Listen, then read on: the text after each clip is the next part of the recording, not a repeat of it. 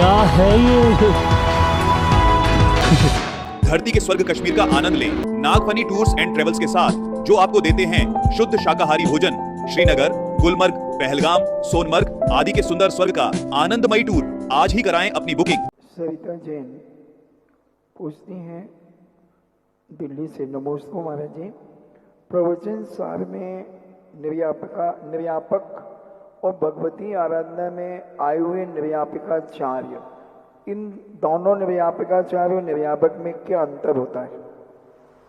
निर्व्यापकाचार्य जो भगवती आराधना में कहा है वो व्यक्तिगत होता है, एक समाधि के लिए होता है, वो कोई उपाधि नहीं होती, वो एक व्यवस्था है।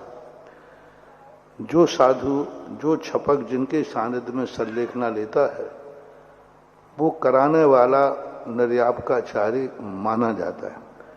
उसकी समाधि के बाद वो निर्व्यापकाचार्य रहे अथवा न रहे, दूसरे का दूसरा होगा।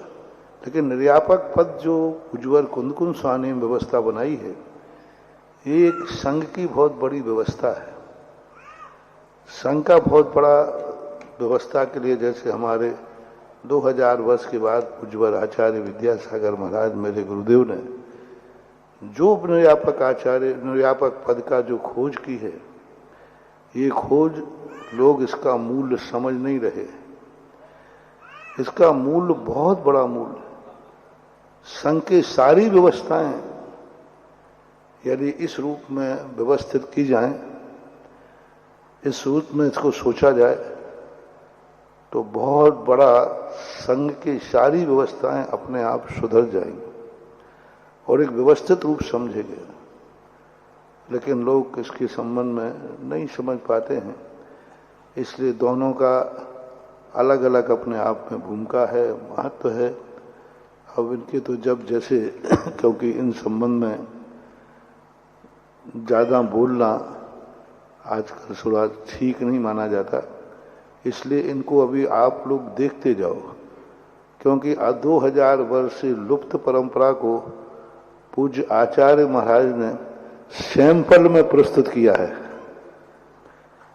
पूज्य आचार्य महाराज ने, अब इनका जो परिणाम है, रिजल्ट है, जो आगे बढ़ने वाला है, उसके संबंध में सब लोग अपने आप समझ जाएंगे।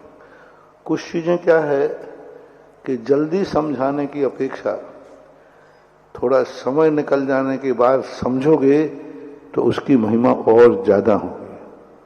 कई चीजें जल्दी नहीं समझना चाहिए, कई चीजें हैं जो जल्दी नहीं समझना चाहिए। थोड़ा काल व्यतीत के बाद समझेंगे तो इतना अच्छा समझ में आएगा। बहुत एक सूत्र दिया है, कालेन पच्यते विद्या। विद्या को रख लो, रखते जाओ, अभी कुछ समझ में नहीं आ रहा है। जितनी पुरानी विद्या होती जाएगी उतनी तुम्हारे में समझ अपने आप आती जाएगी। काल व्यतीत करो, अनुभव सिद्ध बनो, ज्ञान सिद्ध नहीं।